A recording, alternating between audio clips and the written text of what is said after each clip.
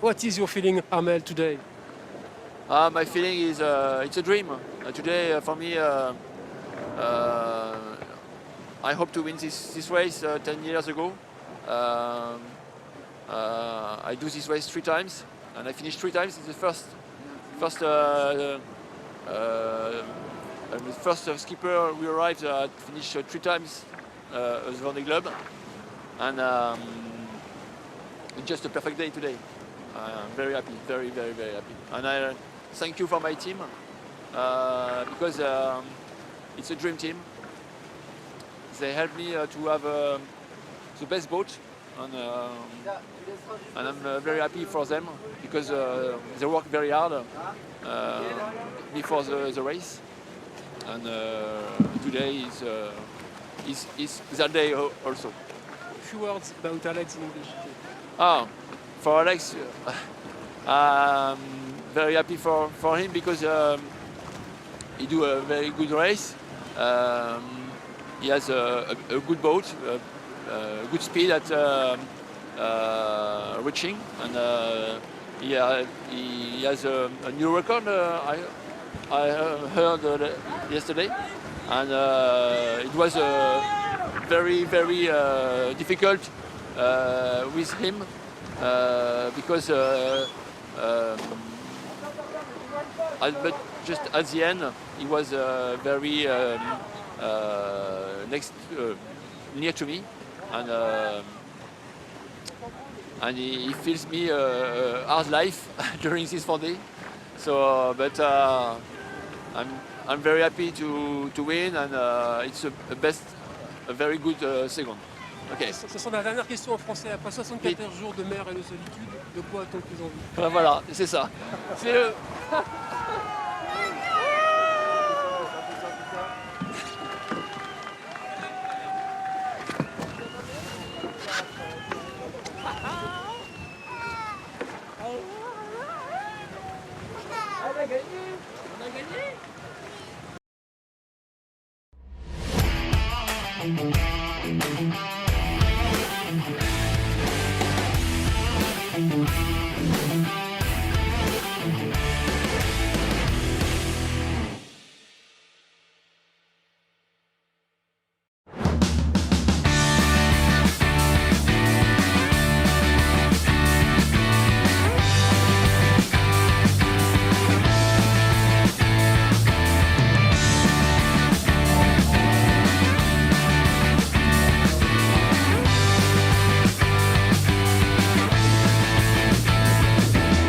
Another beautiful day here in Key West at the third day of racing for the 52 Super Series this season. Lighter winds forecast for the day, round about 10 knots, maybe just a little bit more. So a very definite change of pace as we expect 2 races today. At the top of the table, Platoon just 1 point clear of Quantum Racing, but the pursuit once again today is consistency. Platoon impressed me very much the first day. Obviously they did 2 bullets, but they sailed very, very smart. I mean, they did fantastic stats, and then they were very, very good with tactics, and that was really like hat off.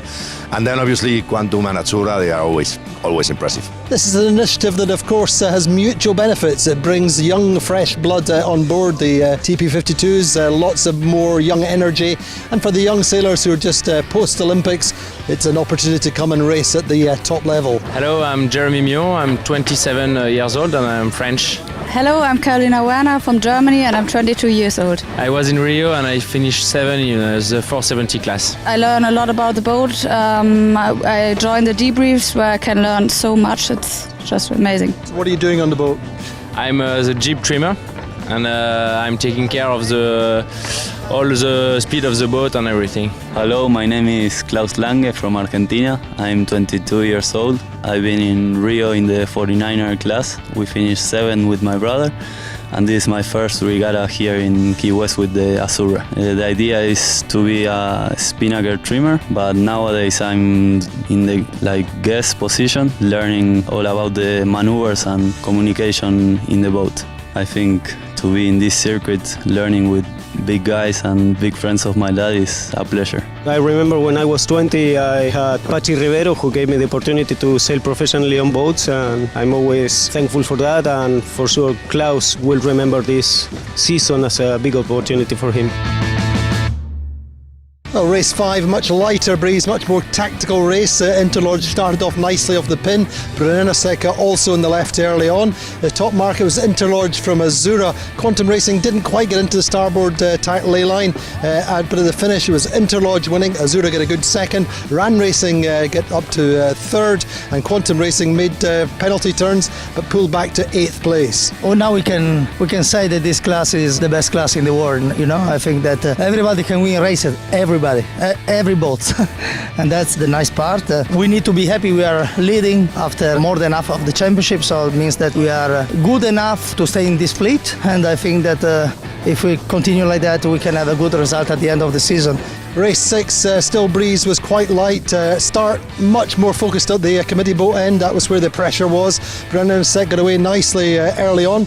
Big left shift though worked out, especially for Sled, Azura and Platoon, but they all ended up overstanding coming into the top mark. Interlodge judged it nicely. Around the top mark, Brennan Set leading from Interlodge. The battle carried on between the top two boats, overlapped at the top mark. Brunellasek jibed away down the run, and they rued that decision because Interlodge went on to win. Platoon got up to second and Brunellasek get third. Yeah, we had two really good wins today, especially the second one because we sort of dropped back to third and then got back into the lead. So really pleased with that. And then it's interesting because having been tactician in the fleet last year, then you suddenly got the responsibility of having the tiller in your hand and you sort of got no excuses. You sort of think you know it all when you're not doing it yourself, and then suddenly when you got to do it, the buck stops with you. But yeah, no, so far so good. Lighter still then for race 7, a tense 3-race day. Paprec start nicely off the middle of the line. They get the pressure early on, lead all the way around the course to get their first win in 5 years of racing on the 52 Super Series. Pravetsa gets second, bring themselves right into contention for the overall standings. 3 boats within 2 points at the top of the table. 5 years, and we have win today with French champagne, and we are going to make a big fiesta this night, something incredible because we wait so long, but we are so happy. Fine weather, Key West, and at the end we win. So after 7 races at Quantum Key West Race Week, Platoon leading on 31 points, on count back with Azura also on 31 points, Pravetsa on 32 points, Ran Racing 36, Interlodge on 39. Well, Wednesday's what they call moving day in Key West. It's when the big changes take place in the leaderboards. Top of our table, we've only got 2 points separating the top 3 boats, but that intense 3-race day today means that the pressure's off very slightly. We've only got 3 races to go until the end of the regatta. Who's going to win? Join us again tomorrow. Normally we finish last each time, but this time we win. Tomorrow hope to win again, maybe. So I have maybe to buy a container with champagne inside, I hope so.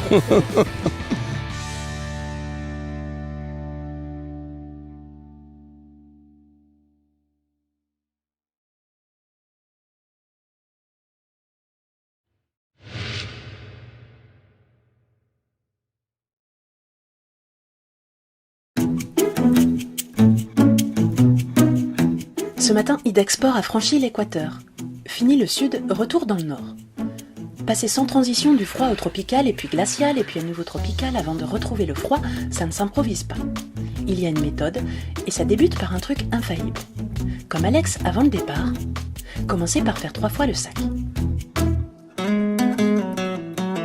Je vais faire mon sac, et je le rouvre, je regarde tout ce que j'ai pris et je fais ça 3 fois pour être sûr de partir avec pas trop de trucs. Pensez à trier les textiles aussi. Ça n'a l'air de rien, mais c'est une vraie stratégie. S'habiller ou se déshabiller, c'est un protocole. On fait attention de ne pas laisser tomber les sous-couches par terre. Les pulls, on essaie de les pendre pour comme on transpire quand même, donc c'est humide, donc on essaie de les sécher quand on peut sécher. À bord, il faut faire très attention à toujours rester sec. Réussir à garder sa température corporelle aussi dans les phases de changement de tenue, quand on va sortir de la bannette, voilà, pas se mouiller les pieds, pas se retrouver mouillé à l'intérieur sous le ciré pour justement réussir à se protéger du froid en permanence. Dans cette lutte, les pieds jouent un rôle très important. Il faut avoir des bottes très grandes pour avoir vraiment de la place, il ne faut pas que le pied soit comprimé. L'arme fatale ? Ce sont les chaussettes. La grosse chaussette en laine très épaisse. De la laine mérinos pour être précis. Allez, parce que c'est vous, on le dit. Les marins sont capables de garder la même paire durant 10 jours. Ça laisse songeur, hein ?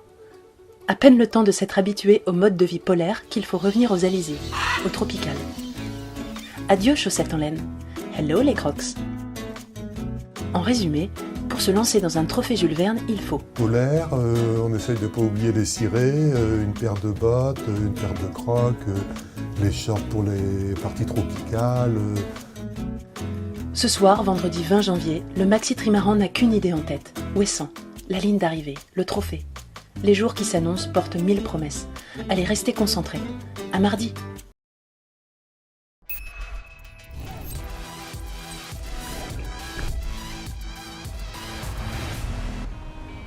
He also was one who didn't give in, but it wasn't enough to beat Armel Le Clearc'h.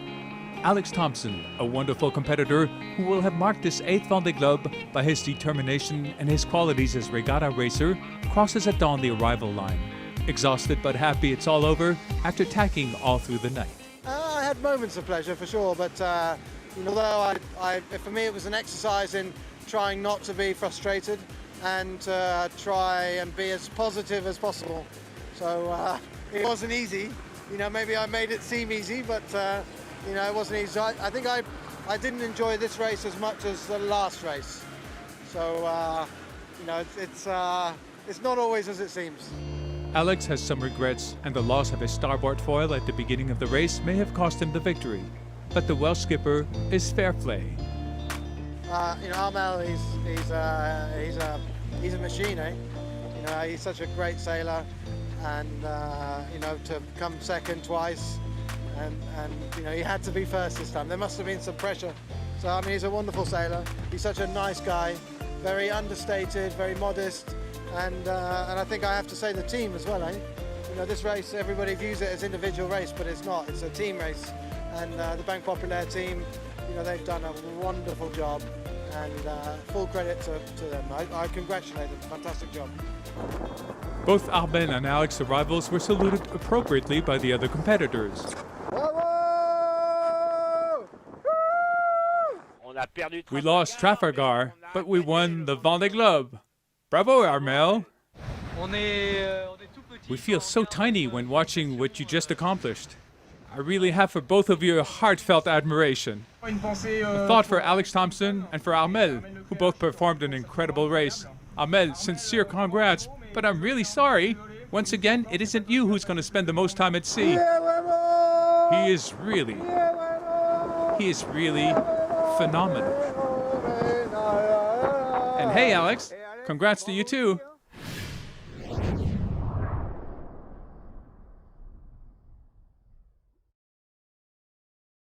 Well, with Peter Alexander, the chairman of the Festival of Sails in Geelong, and we're at the marina here waiting to go out today after yesterday being a glassy day on Corio Bay. The wind's up and the boats are out and we're ready to go, so what's the story up for today? Well, it's nice to see a bit of a breeze for a change. Yesterday was hard work for everyone. I think we had 38 degrees at one stage and no wind, glassy conditions, so it made a very challenging and long day for our competitors out there yesterday. But good news today, we've probably got a 10-15 knot southwesterly coming through. Most of the boats, as you can see, have left or are about to leave the marina. So hopefully we'll see a great day's racing out there, and some happier faces when they return this afternoon. Now, the Festival of Sails has got quite a record and a history to it. It has. In fact, on Saturday, 3 days ago, we ran our 174th passage race, which is an amazing milestone when you think how old that is in the sense of other sporting events in the country. In fact, it is the oldest standing sporting event in Victoria. It predates the Melbourne Cup by some 16 years.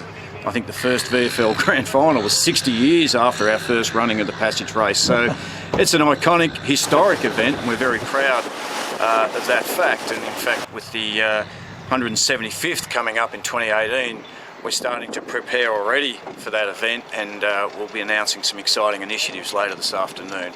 Oh, that's fantastic. Well, that sort of even predates the America's Cup too. It does. In fact, I think it predates the America's Cup by about 6 years. I think 1861, don't quote me, somewhere there was the first America's Cup, and we're 1844. So, amazing milestone.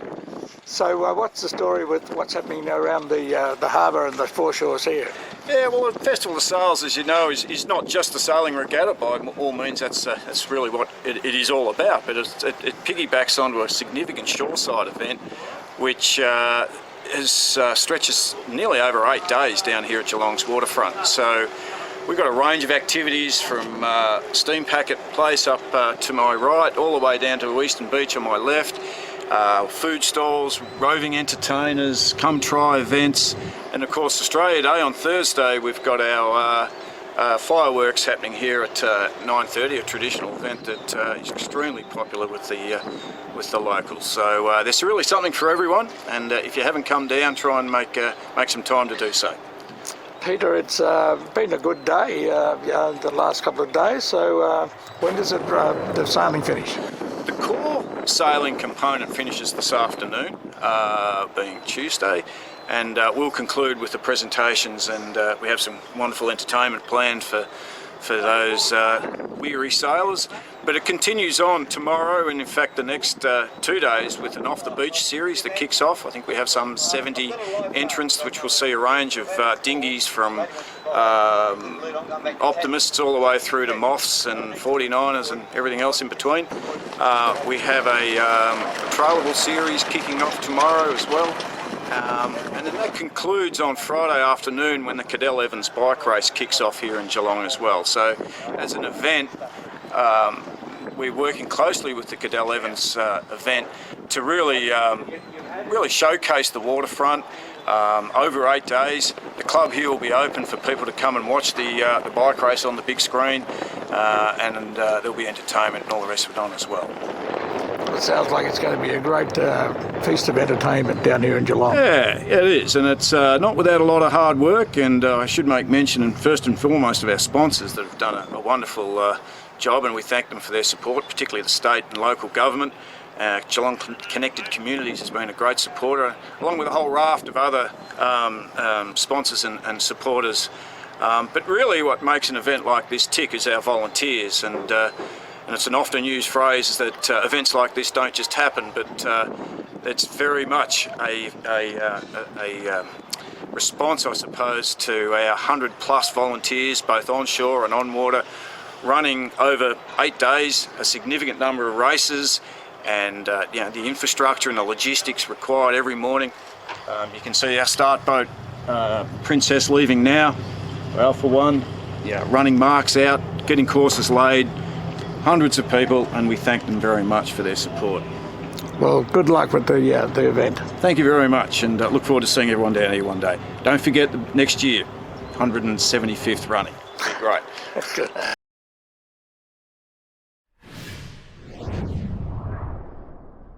There, he did it. He's third of the Vendee Globe. It's huge. What a relief for Jeremy Beyou. 78 days, 6 hours and 38 minutes. Jeremy Beyou climbs to the third step of the podium after accomplishing a regatta at the outposts and despite a succession of technical troubles. This is all so crazy because it's a race that makes itself deserved. You know, it's not one you simply win just like that. Each edition you gotta sort out. It took me 3 editions. And this year, for every mile, every meter won. Needed to surpass myself, get the boat to surpass itself. Well, then, when you reach the end, it's hard to describe. It's a huge and intense emotion. After 2 abandons in 2008 and in 2012, this third participation in the Vendee Globe will be the good one. The more so as he closes the world around in less than 80 days. Each day you gotta find resources just to make it to the next day. I really function that way. At some point, I told myself, you gotta look at one day after the next. When you're considering 2 or 3 days, that's okay. But after 70 days, you're kind of exhausted. There's no other challenges of that type. It doesn't exist. Self-sufficiency like that. Plain doesn't exist. I discovered it. This third place is a nice revenge for this Finistère sailor, a weather expert, excellent technician, and fine regatta racer, famous for his incredible pugnacity. From the first to the last in the ranking is a tough fight. To each their own challenge. I tried the performance mode. Tried to fight against Armel Le Clearc'h and against Alex Thompson. That's an enormous challenge. 2 fabulous skippers, so there's no shame in finishing right behind them.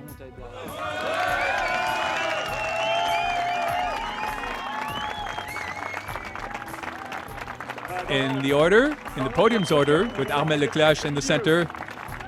What a picture of this Vendee Globe 2016-2017. The 8th edition, which isn't finished yet. There's still skippers at sea.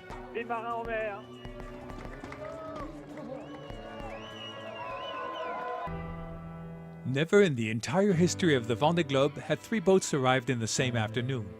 Until the very last second, Jean-Pierre Dick must have feared to be overtaken by the duet Elies-Le Cam. Overnight, Yamm Elies even came as close as 6 miles to Jean-Pierre Dick's boat's transom, but Jean-Pierre was the first to hit an eastward wind shift, ensuring him 4th place after 80 days, 1 hour, 45 minutes and 45 seconds racing. Thank goodness, this 4th place is here. It was close. Well, I fought hard, and I got it. You have to surpass yourself, and I happen to like that. So it worked out all right.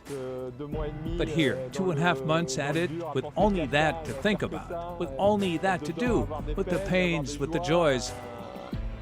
It's kind of a basic universe, but at the same time, it's fabulous. 1 hour and 26 minutes later, Yamm Elies crosses the arrival line, in 5th position, but first of the straight keel boats behind 4 foilers of the new generation. It's symbolic to be among the first 5. It's the first straight keel, classic boat, old school to put it that way. But because the foiler revolution actually picked up in this edition, so now I imagine all boats will be equipped with them. It's true, it was my objective to be the first of the straight keel, classic boats. So globally, I reached my objectives. Jean Le Cam will take the 6th place behind Yamm Elies, the epilogue of a fight at close contact between the 2 men, which had begun at mid-December off Tasmania. With the help of more sustained winds, Jean-Pierre Dick took back control over the infernal duet, but that's not what he's preoccupied with the most. Je suis tombé pendant une manœuvre ce matin et... I fell during a maneuver this morning. And see here, got my face scratched nicely on the guardrails. So we thought of this little thing, a stapler. So I'm going to try to staple the wound that you see here. Looks like a clean cut, so I think I can stick it back together.